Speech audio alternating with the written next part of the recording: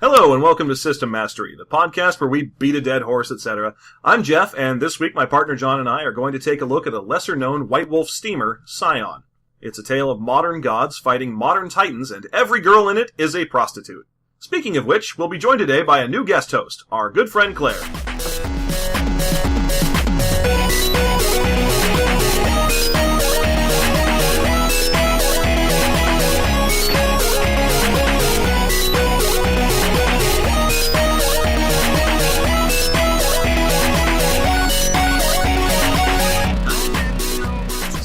Welcome back. Hi, John. How are you today? Doing so good. Doing godlike. so good. All right. So, as I mentioned before the break, we are joined today by a guest host. It's our good friend Claire. How are you? Feeling bisexual and misandrist, actually. Ah, So normal. Yeah, Normal mood. okay. I didn't know feeling bisexual was a thing. I figured it was a Supertramp song. Well, according to White Wolf, that could encapsulate a woman's personality completely. Oh, yeah, As we yeah. will get to in a while. Yeah, absolutely. Oh, man, but I do want a t-shirt that just says, feeling bisexual. So, as mentioned, this is a White Wolf game, and this is a relatively late one. I think it might be the most recently introduced White Wolf, line. Basically, I think most of the stuff that they've currently got have just been reprints and redos of old ones. This is the first original property that's been out in a while. And the first one in a long time not based on a universal classic monster. This is kind of the gods on Earth. Yeah. Well, it's kind of like we read Neil Gaiman and we thought that novel was successful, so yay! Yeah, let's do that. Let's make American Gods the game. Or they read D20 Modern and they were like, oh, this is just like D&D, but in the modern age. And we've got Exalted. But we could, and much like D20 Modern, let's not just put Dungeons & Dragons in the modern age. Let's break it first. Yeah, let's actually just use the base system, but then fuck everything up. Alright, so let's go through the basics. We've talked about White Wolf games before. So it has the same exact stats and structure to it. It actually has the same exact system as Exalted 2nd Edition. I mean, it just is that system So baseline. at least it's not as bad as Exalted 1st Edition. Yeah. Instead of charms, there are gifts. Knacks. There's a couple different things that are basically your godly powers. So, as with any other White Wolf game, you've got 9 core stats. They are separated into 3 categories: your social, your physical, and your mental. You choose which one of those is going to be your best, and your worst, and your mediumest. And then you go ahead and assign points into them so that you get a set of dots. So, for example, a strong character might have a strength of 4 dots.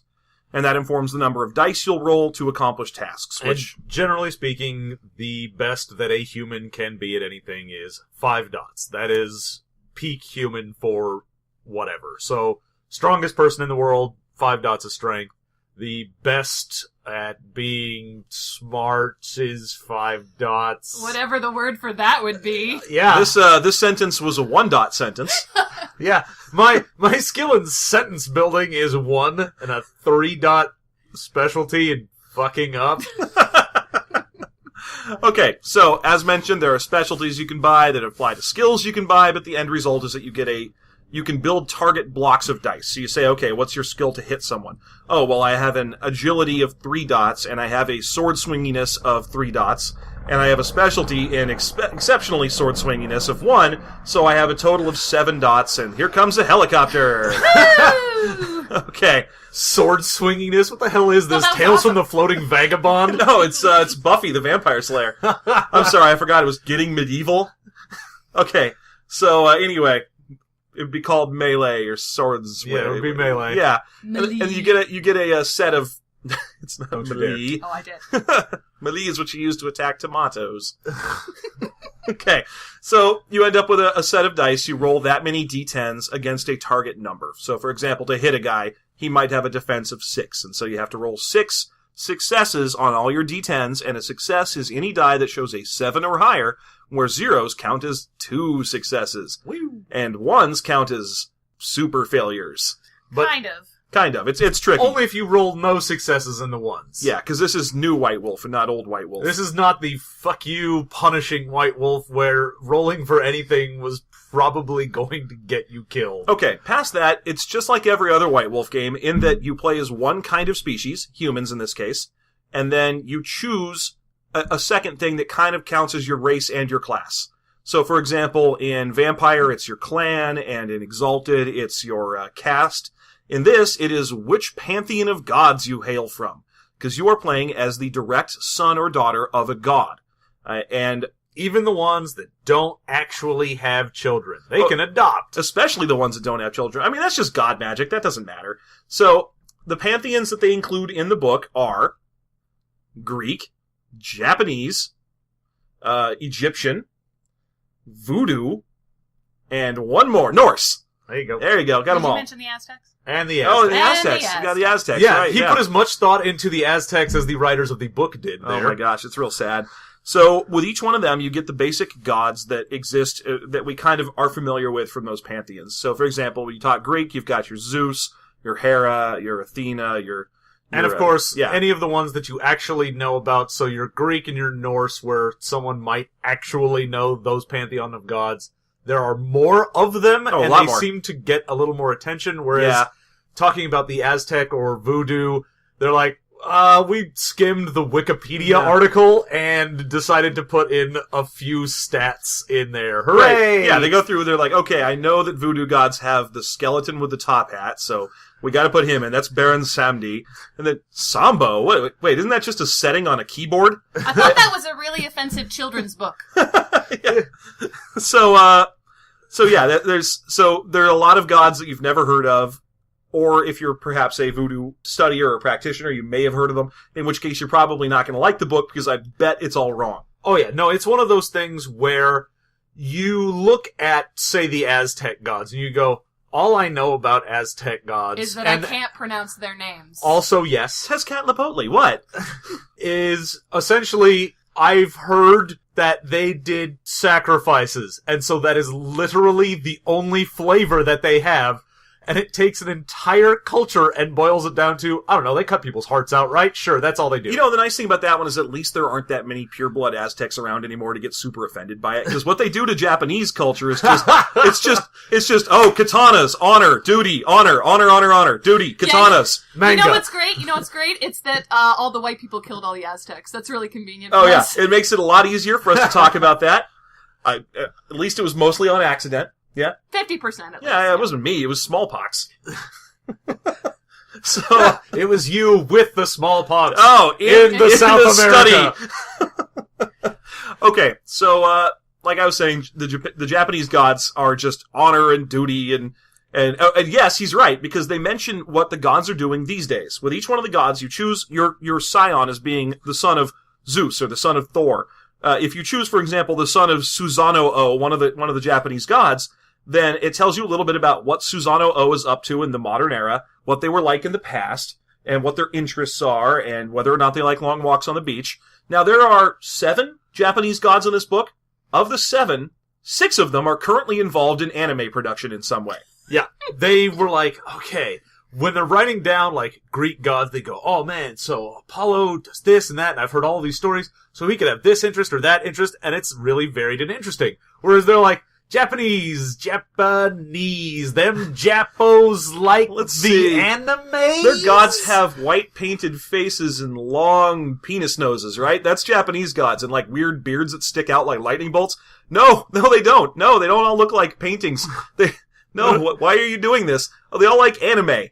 They're also apparently not interested in anything outside of Japan. Oh, yeah, that's kind of mentioned over and over again, that they only care about Japan, despite the fact that all the other pantheons are apparently all over the place. Right, like the Egyptian pantheon has deep vested interests in what's going on in the United States, but Japan likes staying home. Which, one of my favorite things when they're describing, because each god gets their little rundown, for Bast, the Egyptian goddess, at one point they were like, she's been this and that, and at one point was a geisha in a god exchange program. Which god was willing to go through with that exchange? Who went to Egypt from Japan for that? Was it for the model UN? What are they doing? It's very scenic. Yeah, I guess.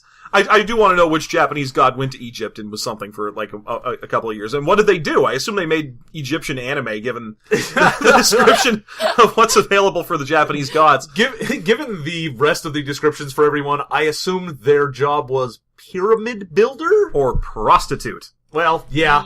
Yeah. Only if it was one of the females. Every female god in the book. I'd say there's 2 that don't do it. Any of the Hera ones... Hera does not whore around, and there's some other sort of matronly goddess. I think maybe Isis. Yeah, there's... But even Artemis is a dominatrix. Yeah, Artemis, the god of lesbians, is still gonna go ahead and whip you to get your dick hard. So, congratulations, White Wolf. A+ on Every that. Artemis story is about how some guy accidentally saw her naked, and so she killed him. And yet here she is like, oh yeah, I'm probably a prostitute. Why not, right? Who cares? Whatever. I can't think of anything else to be. I'm a female god. It's either mom or prostitute. Yeah. Oh, yeah. Or maid. Maid. Yeah, no, the Isis description was also wonderful, because it's like, oh, Isis always goes where she's needed, so she has jobs as a handmaiden or a matriarch. Like, oh, good. She doesn't get to be a prostitute, but she will make you a sandwich and get you what you need from the kitchen. Okay, so each pantheon has a set of gods in it that you can choose to be the son or daughter of.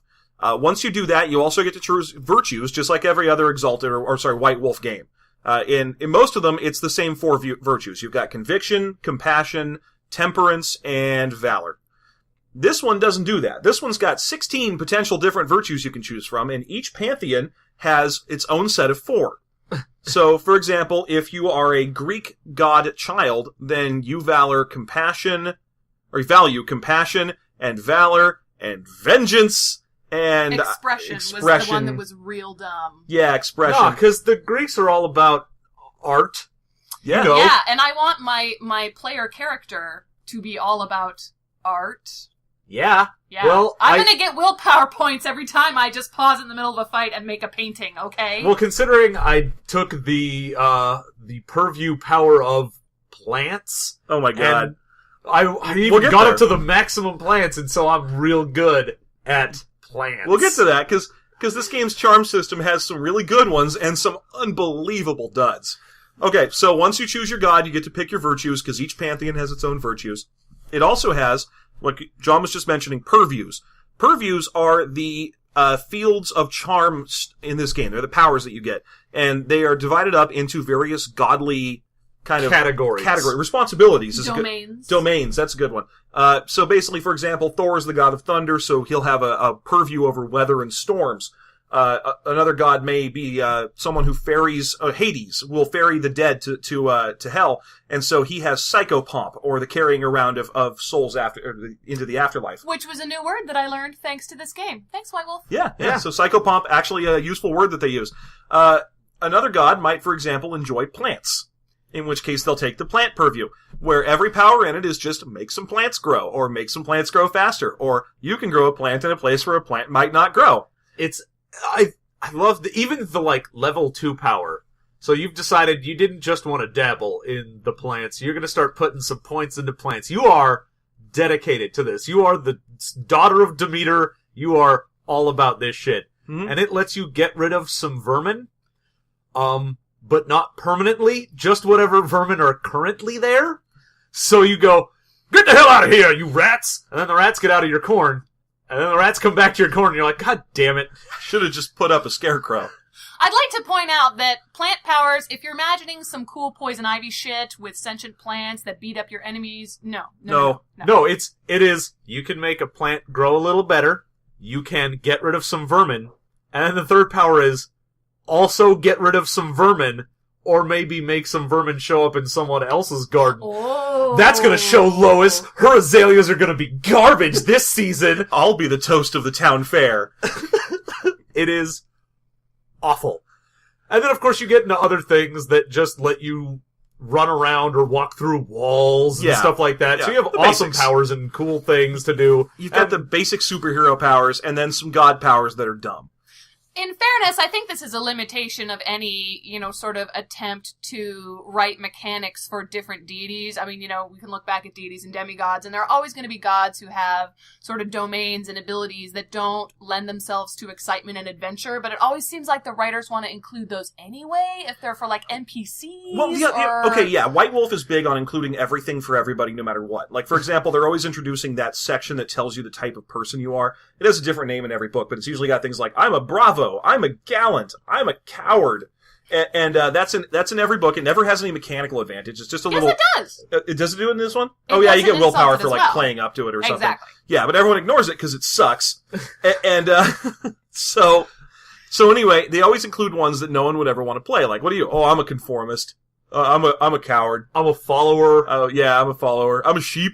But yeah, I think those are in there for NPCs. Right. Yeah. Well, okay, but the problem is that if you're talking about the plant purview, because it's the best example of a dumb one in this book, okay, sure, maybe they include it so that you could have an NPC in the game who can make plants grow. Alright, first of all, if you need to have a charm to tell you that the guy you meet on the street is a child of Demeter and is really good at making plants grow, then you're a terrible ST or DM or whatever. You can be like, alright, he points to that plant and it grows a little bit. Oh, I don't know, is there a charm for that? I feel like you might just be making this shit up, Jerry.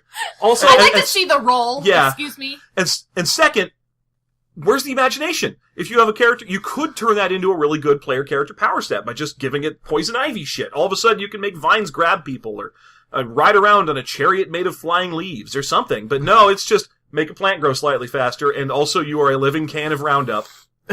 Yeah, the main issue with adding the NPC stuff is it's making it so that the ST of the story is being guided to make a character sheet for every NPC rather than it being like 3 rolls. Yeah, here's the pertinent stats. They are this, they've got this skill in case I needed to do any interaction. Great. Yeah. But in this, it's like, I've got to figure out what their nature is. Right, that's what they care about. And how much willpower do they have? God, I hate coming up with backgrounds for my characters. It's not about backgrounds. We've talked about this. We talked about this a lot when we did Buffy the Vampire Slayer, because Buffy's NPCs you meet are 3 numbers. They are walking 3 numbers. They have how hard are they to charm, how hard are they to hit, and how hard are they to, like, wrestle with, or magic, or something. And you know what? That's great, because every other bit of backstory doesn't need to be codified in any way for an NPC. Well, especially when it's, what did you find? Some vampire? Do I need to know this vampire's life story? Does it matter if this vampire is but if it's an NPC you're going to be interacting with on a regular basis, then I guess you have the option to write this shit down for them. I guess, but even then it's like, okay, what's this guy do? Oh, he can make plants grow faster than other people can make plants grow. Oh, will that come up during the game? No, of course. Maybe he's holding a small farming community hostage, and you have to go beat him up. Okay, get he's this. Holding them hostage by making their plants slightly better. That's right. Okay, get this. There's a druid of Demeter, and he lives inside of a floating box. And if you punch the bottom of the box, then he'll make a little vine that you can crawl, go up to the cloud level. But if he's not using the charm, it doesn't grow up far enough, and you have to have the cape to get up there. So it's really important to know. And speaking of the capes, there are relics that you get in this game. Oh, of course. Well, there's always loot. Yeah. Fucking segues. Well, I'm actually, let's finish this off real quick. No, fuck you. No, purviews. That was a perfect segue. Okay, You're fine. not ruining it. You can have it, but we're going to circle back around. Go. So in addition to the powers that you get, there are also... Speaking of powers that you get... Fuck! No, I'm sorry. You get relics, and relics are going to be items of power from whatever thing that you do, and it's also what you use your powers through. So, if you have the ability to make plants grow slightly better, you can't just do that. No. That would be insane. Yeah. No, you have to have a relic that lets you channel the ability to make plants grow. And if someone takes your Staff of Demeter away from you, well, you can get fucked. Also, if you think it's always going to be a cool magic staff or something, don't get used to that, because they love hiding it in stupid modern things like, oh, I have a calculator of helping me escort the dead to hell. Don't forget my flying Birkenstocks. Yeah, exactly. That's, because the gods have been around since the 50s and 60s and know how to make uncomfortable shoes with wings on the back. Yeah, it's absolutely true. Okay. Yeah, the book has things like, you might recognize, hey, there's the golden fleeces in here, or any of the random various special items from the different pantheons. But you aren't gonna have one of those probably because they're super rare and unique items. You're gonna have a gun that lets you shoot thunder. And maybe a voodoo doll crap or lightning. something. Maybe. Yeah, you might have one. If you're taking that hilarious voodoo pantheon, then yeah, you absolutely are. Okay, now, what I wanted to talk about a minute ago was the purviews that are specific to each pantheon. Yes. Yes. Yeah. So, for example, the Greek have Arete. Arete, which is Greeks are better than you, and that's all it is. It's just they're slightly better at everything than everybody. Yeah, I mean, their neighbors are all just standing around saying bar, bar, bar all the time. Yeah, it makes sense to me. Because they didn't have enough dice. It lets them turn into the 300 guys. Yeah. Yeah, they're just better. And then they insinuate that you're gay. Okay, and then, so each one of them has its own... They insinuate that you are gay by having butt sex with you. So much. You are so gay! I hate that, you know, as a student of Greek history, I know that they didn't get into the butt sex. They did a lot of rubbing off on the interior of the inner thigh. They didn't get into the butts. No, they didn't get it's not gay at all if you're rubbing your dick in between two, a guy's thighs, basically. I just want a couple guys to come over. We're gonna power up our jack-off crystals, and it's totally not gay. Yeah, it's not gay at all. I'm just saying Is that a relic in the Greek pantheon? Yeah, oh yeah, absolutely. Jack-off crystal. J.O. crystals. Yeah, you have to say it's not gay or nothing. Yeah, that gives Verbal you 1 point of legend. And it gives you a point of legend and access to the fertility purview, which you then squander. Yeah, with your godless lifestyle. Okay, so the Greeks get arete, the Norse get Jotunblut, which is one of the dumbest. It's the ability to create blood brothers by sharing your blood with like your pals and with animals and stuff. This is a bad one because mostly it'll force you to have a whole bunch of NPCs running around with you, which always ends up eating a lot of spotlight. Also, it's bad because that's not what the Norse people did. They took blood brotherhoods real seriously. Oh yeah, if you shared your blood with someone, you were literally a brother with them. Like, it didn't matter who they were born from, you were now family. To do that with an animal, like it's suggesting here, is like, that would be real fucking offensive. Yeah.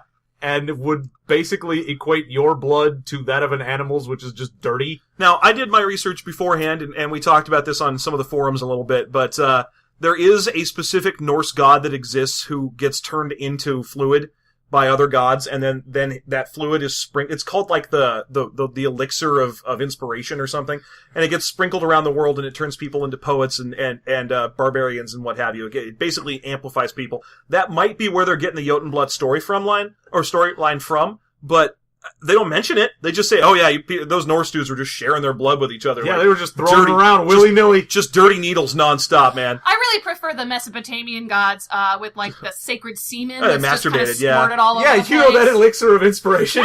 Yeah, the Mesopotamian god storylines are great. It's like, oh yeah, this dude masturbated into his own mouth, and then he gave birth to 7 plants. And then those plants all masturbated, which created the tigress, and then the person came out of that and had sex with the first guy. But I love those stories. Why are they not in this book? Well, actually, I'm missing that so much. Now, we talk about this. We've mentioned before that the structure of System Mastery is that we do exactly zero research outside of the book. Yeah. Because we want the book to live and die on its own merits. However, because I've tried to play this game, I did do a little research online a long time ago, and it turns out there are about 3 pantheons that they did create for the book that didn't fit into it. Gaelic, a Mesopotamian, and... the Atlanteans. Well, I'm sorry. No, it was the Americans, wasn't it? No, it was. No, we had Atlanteans. We had Atlantean, but also, they didn't call it American. It was just gods. It was just God. It was whatever you call that.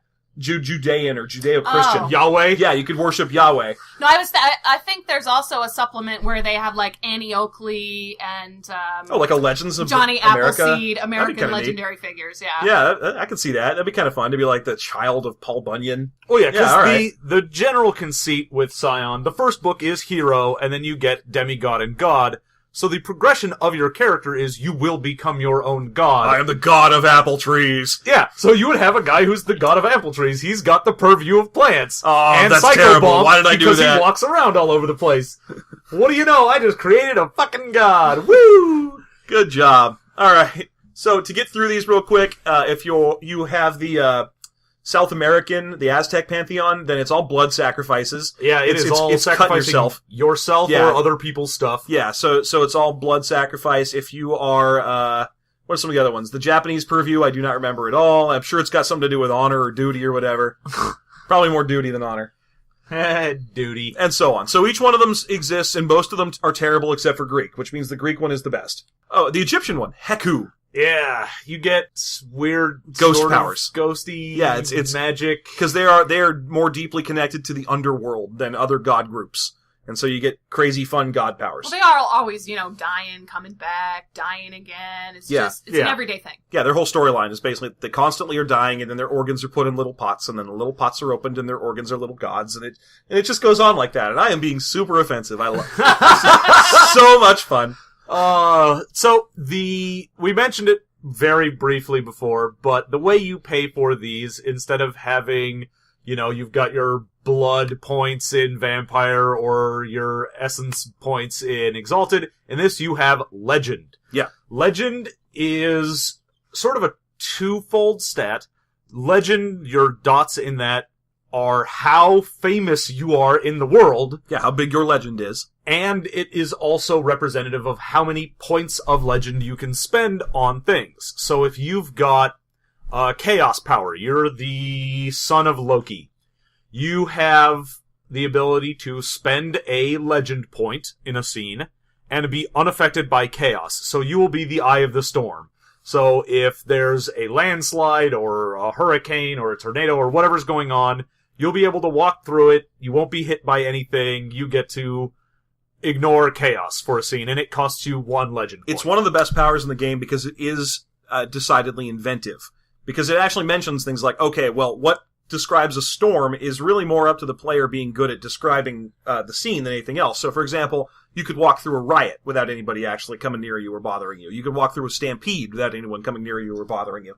So it's a really good power because it lets you kind of control almost any scene of chaos or violence by saying, okay, well, not me. I'm the island in this. And it's very nice and cinematic. You get that moment of you just sort of walking through the chaos and nothing happening to you. So it gives you a mechanical benefit, and it gives you something interesting to do. Mm-hmm. So chaos, that purview, actually super fun. I like that as opposed to some of the other ones. Any of the other ones you enjoy? I kind of liked the moon purview, but...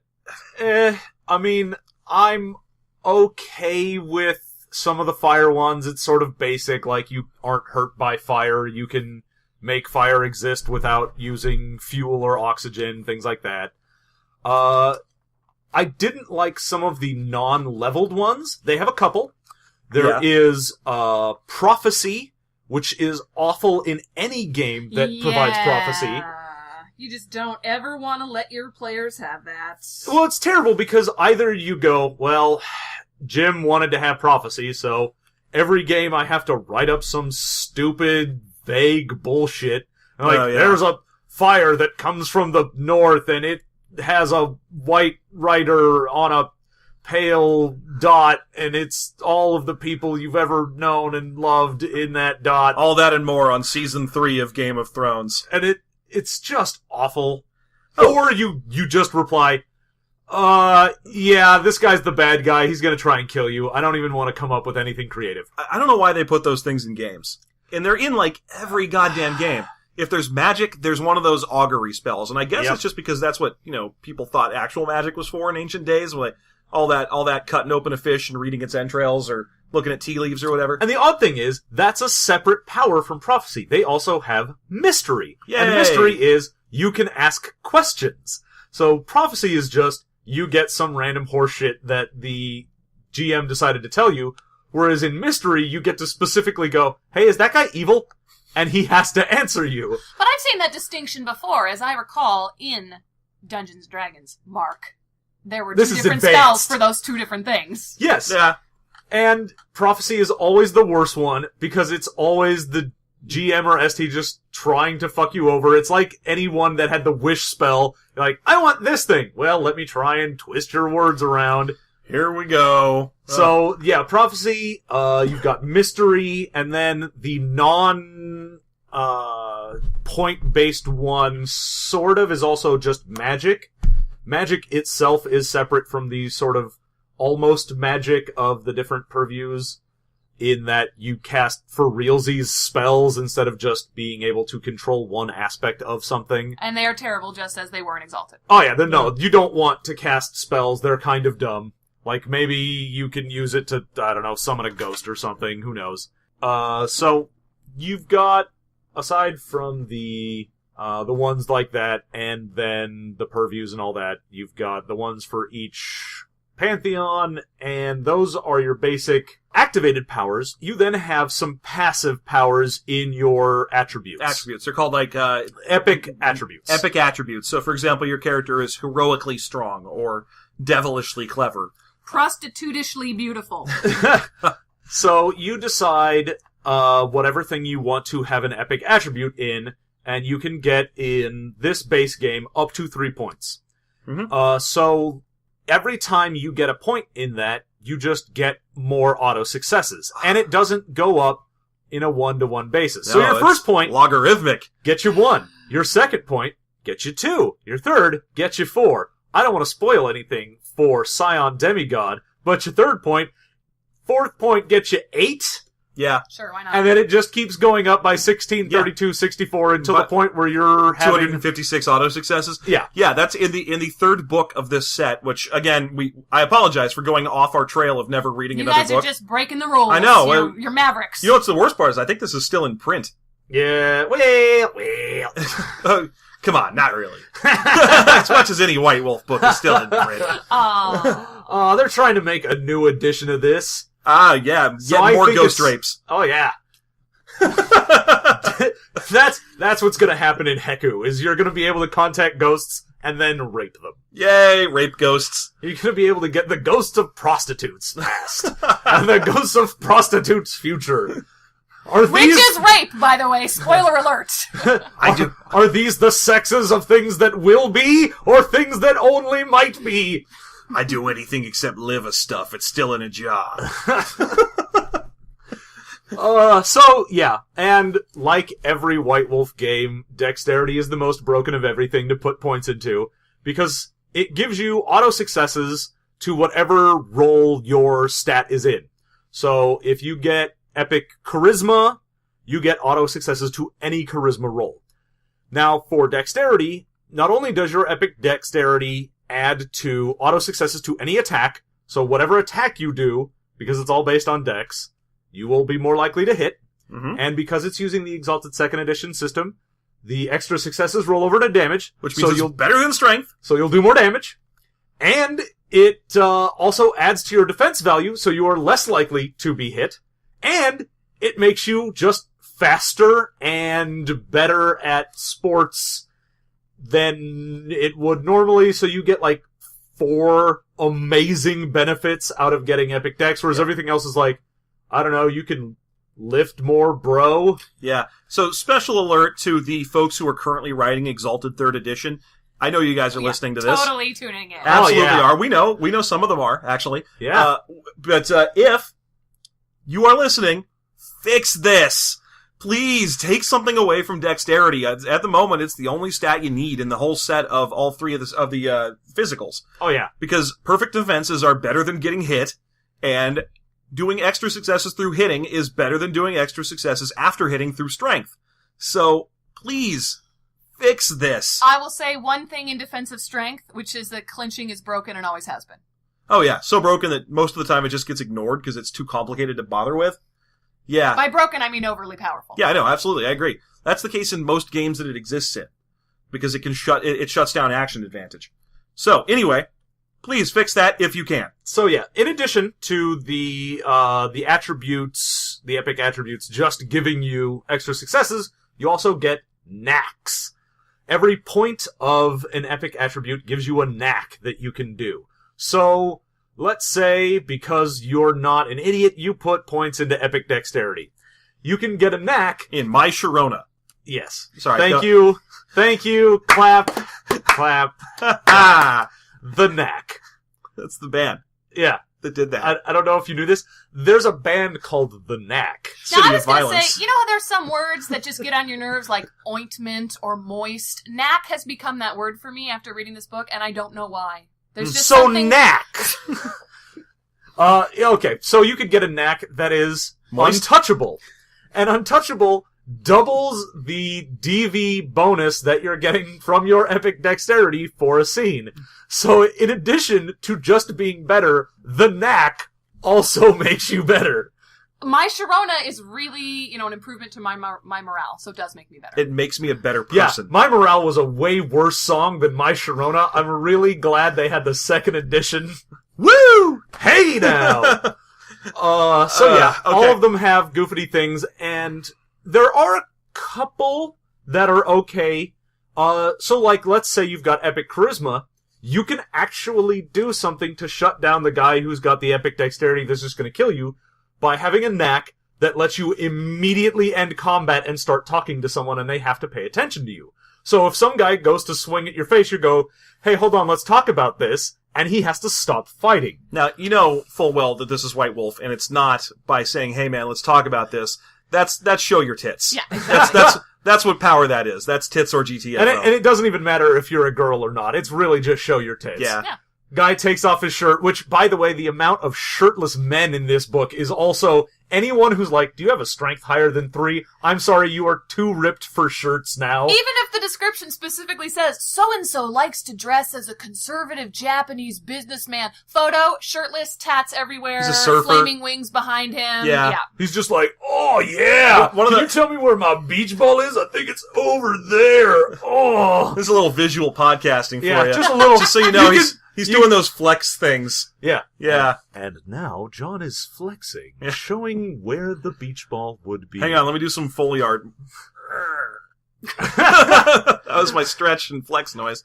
Okay, so yeah, one of the fun things about that section of the book is that when you go through and look at the pictures of the gods, there's 2 pictures for each pantheon. One picture is of the gods as they were, and one is a picture of the gods as they are. So you get a picture of Zeus as a flowing beard, flowing robe, lightning guy, and also as a businessman with an eye patch. And on down the line through them. And what's fun is, for a couple of the pantheons, it is impossible to tell which god is which. Even with 2 pictures of them, it's just, because the descriptions don't match the art in the slightest. It'll be like, oh, this is a horrible god with his liver leaking out of his nose, and he's got a tattoo of a bird on his dick that you, and also he's got 3 arms coming out of his elbow. And then you look at the picture and it's just a hot guy. And then another picture of a hot guy, except he's in a business suit now. Yeah, they do the guy in whatever ancient clothing from that setting, and then that guy in a business suit. Like, every single god in the book is... Now, there's also the ones that are wearing an EVE Online t-shirt. One of them yeah. Another one has kind of a grody beard and, like, long, greasy, hacker-type hair. Yeah, that's one of the Japanese ones. He's like a god of making anime, of course. Yeah, and I think it's Legba from the Voodoo who is in what looks like a safari outfit. Yep. Yeah, That's racist. He's like a god of soldiers and mercenaries, and so they've got him done up as like a villain from the A-Team. Like he's got a safari outfit and a machete. Yeah, he's about to go, I don't know, poach some rhinos. Exactly. See, I was gonna say it sounded like some Heart of Darkness shit, but you had to take it to A-Team. That's fine. Because it's in the modern day. It's not in the Heart of Darkness day. It wasn't that long ago. That shit sucks. Yeah. I just want the audience to know I hate Heart of Darkness. I like to throw that out there. How do you feel about Conrad in general? I want to take a big old White Wolf steamer right on him. Okay, would you rather read Heart of Darkness by Joseph Conrad or watch any random episode of the A-Team? Ooh. Oh, I would totally watch any episode of the A-Team, and I would just sit there going, da, da, da, da, da, da, the whole time. Yeah, someone sing the theme song to Heart of Darkness. Come on. Let's Yeah. Game, set, match. Oh.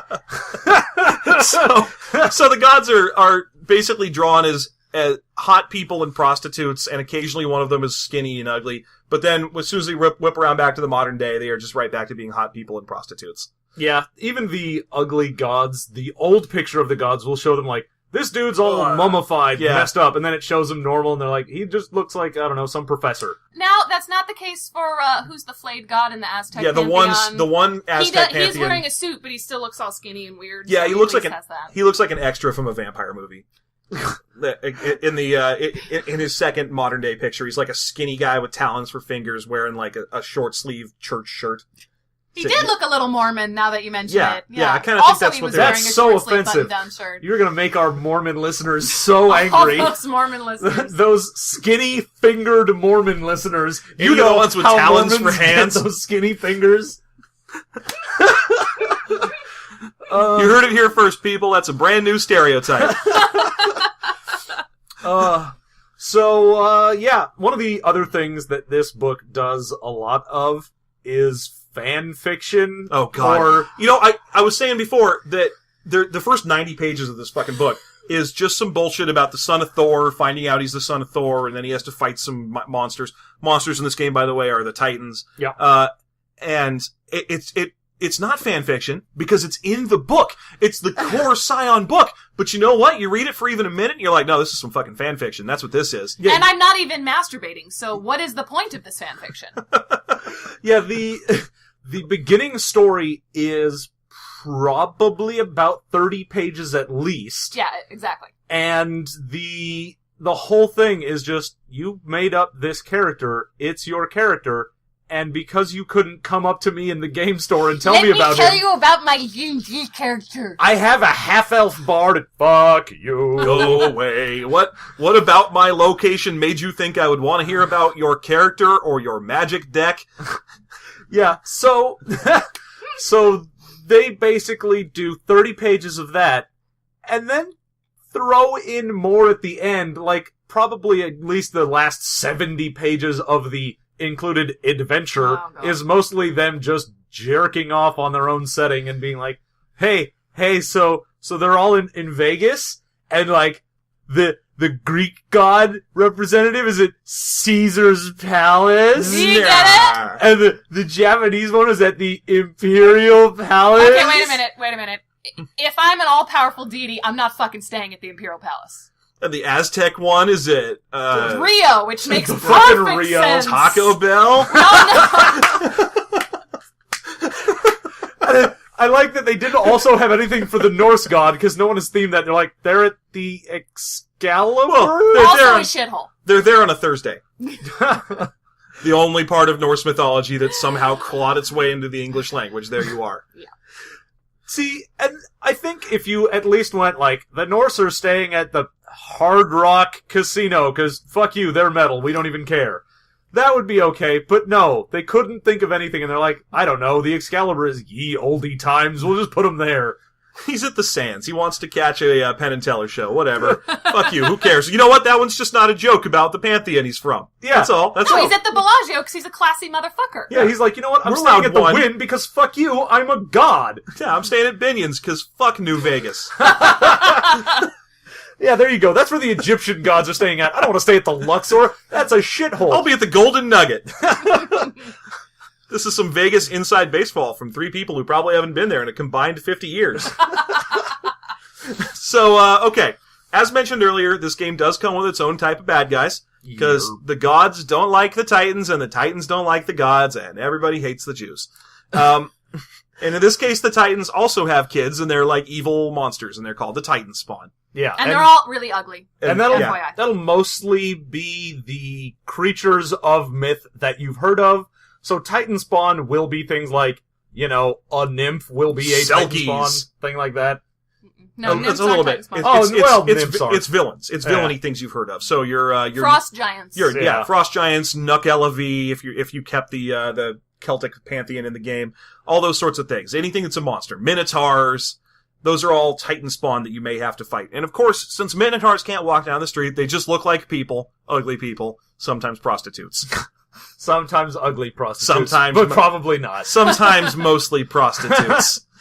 And so the basic general plot hook is the gods can't come down and just fix everything, because if they meddle in the affairs of mortals, they end up being fate-bound to things, and they don't want to be fate-bound because that shit fucks up their groove, and then they'll have to call Stella and get it back. Yeah. So, they are going to send their children out to deal with things.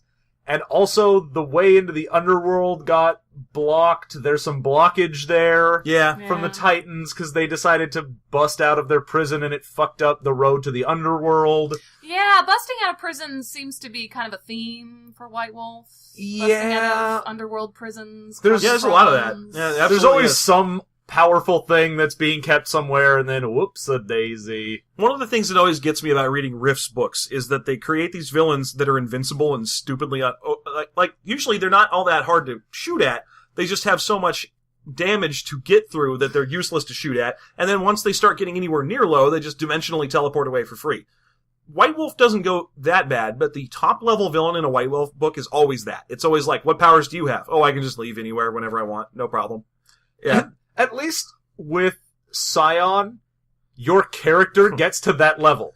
In fairness. At the end of this, again, going off of just the main book that we're talking about, at the end level, you know how you normally had 1, 2, 3, 4 points of epic whatever? You can get up to a star. And the star just means you succeed. You get to now tell the story you want to. If you have a star charisma, you go, I tell this guy to do a thing and he does it. Yeah. It just happens. Yeah, if you have a star strength, you pick up a mountain and drop it on a guy and it's no problem. You just describe it and it happens. Yeah. And everyone has those and it just turns the game stupid. It's just a big, like, schoolyard game of, and I throw a mountain on you. I told you not to, and I have charisma. Oh, yeah? Well, I'm dexterous, and I dodge your words. Oh, I use my super strength to plug my ears shut, and then I kick you to death so that you can't tell me not to.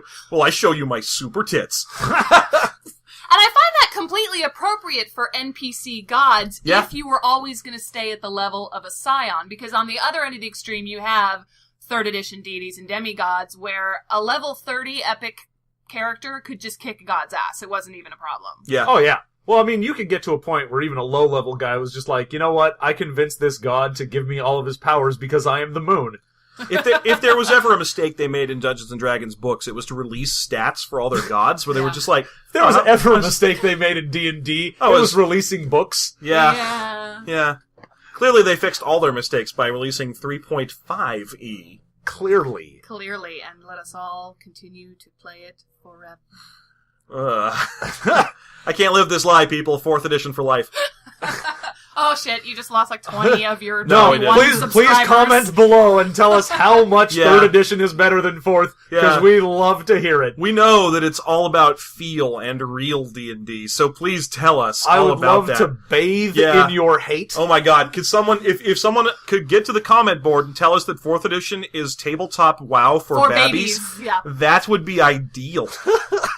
Please cite your work. Okay. So, those are your bad guys you're gonna fight. You're gonna go punch some monsters, or maybe not. Maybe you'll tell those monsters to walk away, and it's not worth it. Maybe you'll grow a big plant.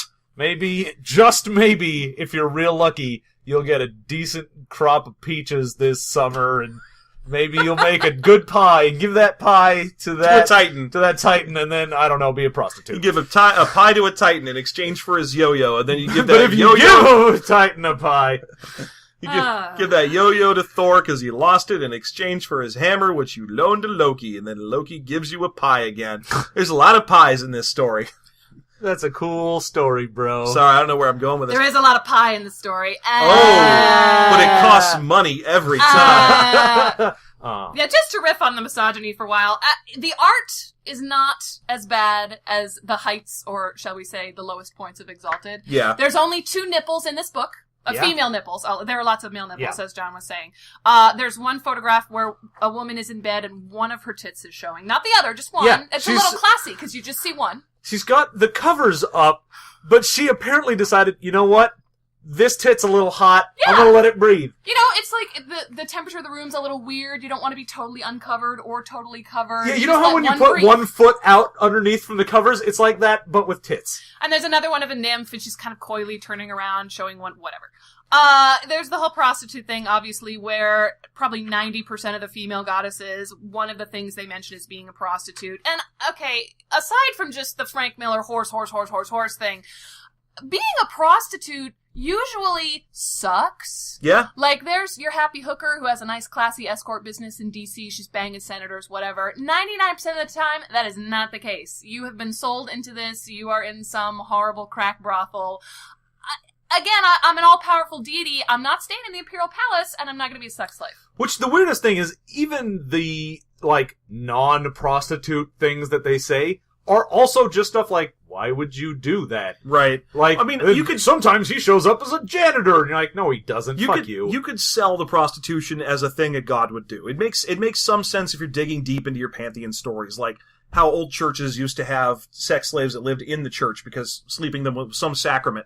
You could say that sleeping with random strangers is a sacrament to your religion if you're I don't know, some Aztec god or something. That you could sell that. But then to sell it again for every female god in the book is a little much. Yeah. It's also, I would say, compared to Exalted, it is less rapey. Yeah, there's a lot less mentions of rape. There's really only the one thing, and they don't even mention it, and that's what irks me. In the adventure, the Scion anti-hero, hero, whatever, is supposed to go kidnap some broad who his god wants to sleep with, and they mention how horrifying the kidnapping would be to her, and I'm like, I don't think the kidnapping would be the problem. I think it's probably what happens once she's delivered to him. Yeah. Well, you got a lot of stories of big rapey Zeus, Yeah, so, yeah. I mean, it's in there. It's here for verisimilitude, and I just want to point out that this game is for matures. Yeah. So if you can't handle mature, dark, epic matureness, don't play this game. Right? But I would like to point out that the gods, stay at Excalibur and Luxor, so there's some tone issues here. Yeah, they are real deep into the puns and trying to make settings go with certain themes.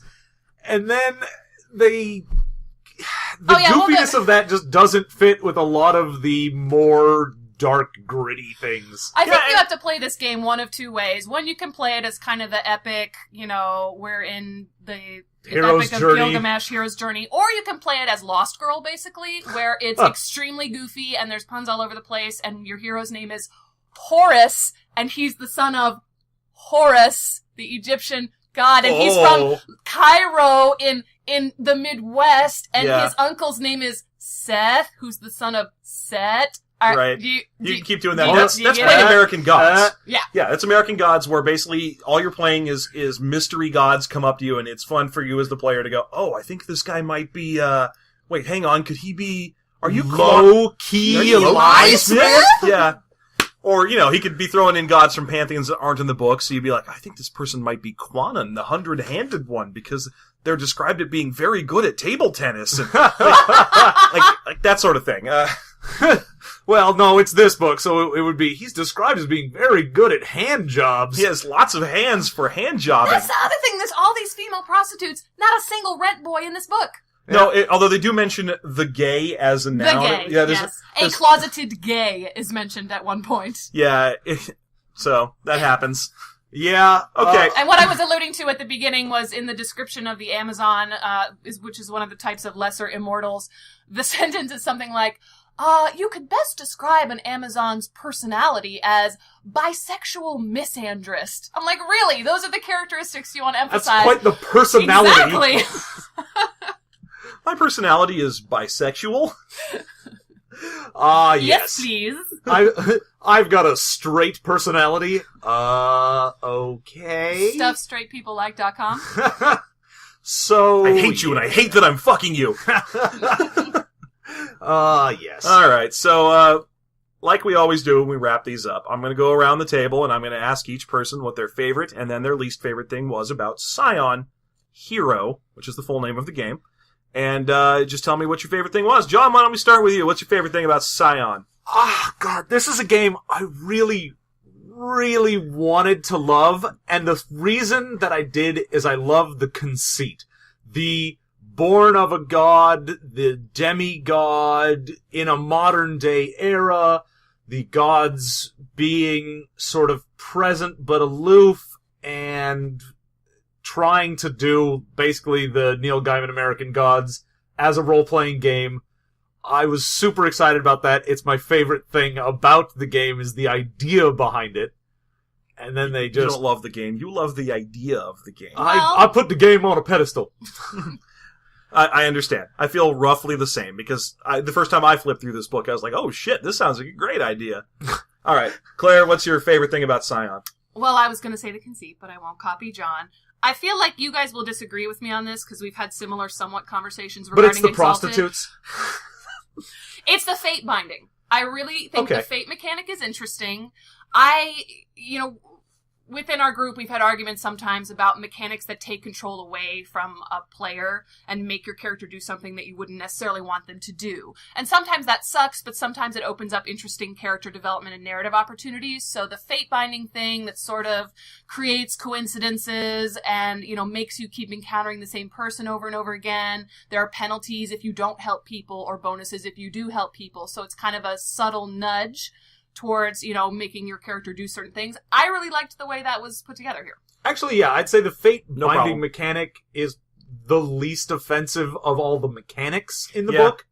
I got no problem with that either. I remember reading a couple ideas of how the world has about 100 people in it, and you just keep running into them over and over again, and the rest of them are just extras, and everyone's living in that same kind of environment.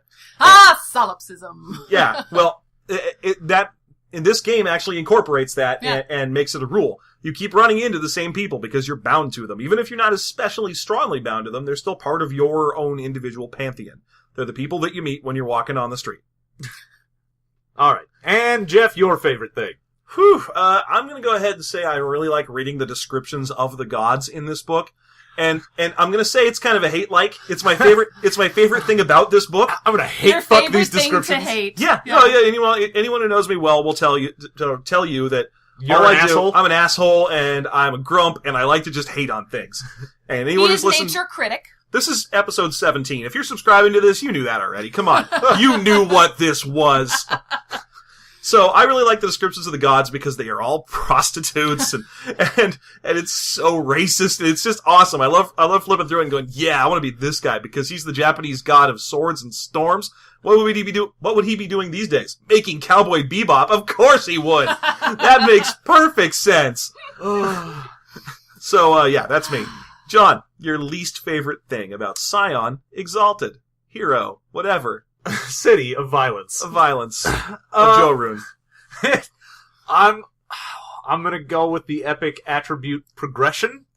If it was a 1-to-1, you got 1 extra success per dot, it would be powerful, but wouldn't be overpowering. The fact that it just scales up exponentially to the point where you're like, why am I even caring? We talk about how it ends at this point where you automatically succeed and you don't have to think about it. That's pretty far off in the future. Before that, you get to a point where your character has 56 auto successes on any roll, which means you'll hit this point where someone will go, okay, the two of you guys are wrestling. How many auto successes do you have? 41. How about you? 56. Do we need to roll this? Technically. And that's the other thing that I don't like about an automatic success mechanic. You know, if given a choice between a dice buyer and a success buyer, I will always choose a dice buyer because rolling more dice is fun. And failure is fun. So having the chance to fail, even when you really thought you were going to succeed, is interesting. Having different degrees of success, you know, wild swings is fun to me. But I have 56 auto successes. I know exactly how well I'm going to do this every time. Yeah, and it also makes any of those stories where it's like a god gets pissed off because some mortal is better than them at whatever completely false because they have a jillion auto successes and a mortal doesn't. Yeah, that's true. I don't know how that Arachne character managed to make a 57 success weaving that one time, but... Yeah. Okay, so Claire, what's your least favorite thing about Scion Hero? It is actually the tone and consistency, I think. Okay. I think that, you know, there are some places where it's clearly trying to be serious and compelling and deep character development, and then there's just stupid puns and, you know, lame jokes. And I'm totally fine with a lame joke game, believe me. I'm also totally fine with dark, gritty, mature, grimdark, but when the two streams cross, I can't even keep reading. Okay. And Jeff, your least favorite. I'm going to go with a problem I often have with White Wolf books, which is that this book does have villains in it, like on the last page for a paragraph. It's so up its own ass about how fun it is to play as godling characters and how great their Viking guy is. Like, if you took 30 pages of Eric the Boring out of this book, you could put in a monster manual. You could do that. And But they gave you stats for a dolphin, Jeff. I Isn't know. that good enough Dolphin for you? stats. Hooray! This book doesn't give you any monsters to fight, and I hate that. Because, you know, the tone of this game is basically you're going to stand around in a location that is appropriate to your pantheon. Look at me, I'm in a Greek restaurant. Woo!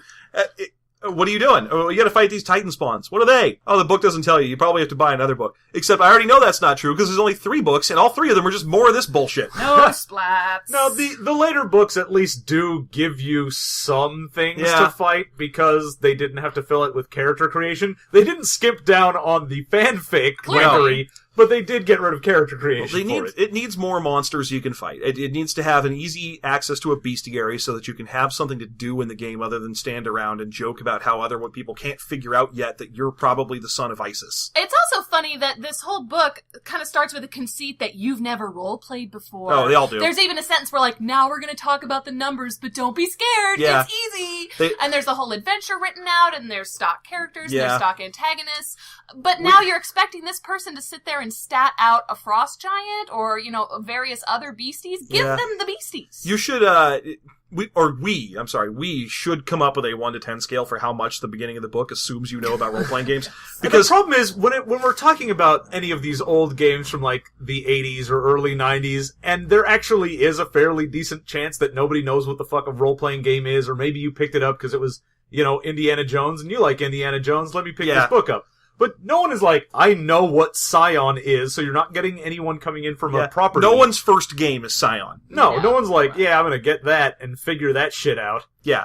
You lose your virginity to Dungeons & Dragons or a Palladium game like everybody else. Or something with IP, like a Firefly game or a Buffy game. I was gonna say, one of our favorites in terms of the pandering to new players was the Buffy game. Oh, yeah. With its advice that you break open a Pop-O-Matic bubble to get the dice you might need. Oh, God, that book was amazing. Despite the fact that a Pop-O-Matic bubble contains D6s and that is a D10 game. Yeah. But still, go break yourself. Just shave them off so they have the right number of sites. Get right on it. So this book is really pandery. It does a lot of that how to roleplay stuff at the beginning. No mention, however, if I could get the theme music, please. Okay, we're going to edit some theme music in right there. For Jeff's Pizza Watch, DM's Pizza is not mentioned. You're very right. In this book. Oh, hooray. This has been Pizza Watch with Jeff. Da-da, Okay, da-da. back to the...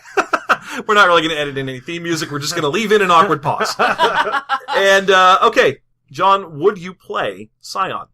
I would. Okay, set aside the fact that you have already. Yeah, no, I'm saying if someone came up to me and was like, hey man, I'm running a Scion game, first I would go, Which book? Is it Scion in the regular book, or did you, like, convert it to Fate? And if it's, no, we're actually going to play straight from the White Wolf book, Scion. Is it just Hero? No, we're going all the way up to God. Alright, I'm good. I'm alright. Tell me how it goes. I don't need to Calvin Ball around that much. That's fine. Yeah. Okay, so you would if it was the core book with a bunch of house rules. Pretty much. That's pretty much how I'd play every D&D. Yeah, I was going to say that's every role-playing game. Yeah. So baseline, if there was no changes, no, probably not. Alright, Claire, would you play Scion Hero? I would play Vanilla Scion with the stipulation, again, that we don't get into the ridiculous number of auto-success stage. If it's still at a stage where you get a couple of auto-successes here and there, I have no beef with that. But it would be very dependent on, what is the setting that we're going to be in? How are the other people's characters? Are we all on the same page about what we're going for here? But again, that's the case with any game. Sure. And as for me, I feel like this game, like we've talked about before, has an amazing concept and an amazing conceit, but it doesn't need to be attached to this rule system. It really doesn't. Yeah, you could take any other rule system and say, all right, all the characters in this game are heroic children of gods. You pick the god, and you pick how the powers from this game are reflected in the eyes of the god that you are a child of. Go. Have fun. You can do that in Dungeons & Dragons. You can be, I made a fighter. He is the son of Cord. Whatever. He's especially powerful and strong, and all of his powers are just reflections of what Cord would do. Great. Fun. That was easy. Did we need to determine whether or not he's good at psychopomp? Nope. It's fine. You don't need that. This is a great conceit with a game that you don't need to play. So I would play a game like this. I would take the crunch out and replace it with something else with glue and nougat. All right. Okay, so we've already gone a little long, so we're going to go ahead and wrap this up. Got a little long and extra thick. We're going to go ahead and shut this bad boy off. As always, this has been System Mastery. You can find us on our website at systemmasterypodcast.com. You can also find us at systemmastery@gmail.com if you'd like to email us. System Mastery on Twitter if you want to see how we never post there. System Mastery, the Facebook page, which is System Mastery, the lunchbox. I knew it. System Mastery, the flamethrower. As soon as I hit that cadence, I knew it. I knew that was coming. I was opening my mouth, but I knew John was going to beat me to it. But prostitute. I'm surrounded by assholes. Okay, so you can find us at any of those places. Please feel free to comment on our website, and we'll answer politely or meanly, however we are feeling. And join us next week for Spaceballs the RPG! Oh, Dude, God, is there maybe? one? Let's No, let's I don't find think out. there is. Well, yeah. Oh, wow. No, let's never say never, because I found some things that should not have licenses, and Nothing that should not be. we will review them. By God. By God. We have a couple things on the dock for the next couple of weeks. We've got a big old list to go through, but as always, if you want us to review a role-playing game, just send us what you'd like to hear about. We will put it right to the top of the list, because everything else we chose ourselves, and that's boring. Hey, we'll even say your name. That'll make it even more fun for you. We'll thank you for the recommendation. When we're doing one of our made-up players that we're making fun of, instead of just... Jerry? Instead of just coming up with a name off the top of our head, we'll make fun of you specifically. Oh, that's what we'll do. If you recommend a topic for our podcast, you can be the Jerry of that podcast. I love it. All right, so thanks for listening, and as always, we've been System Mastery.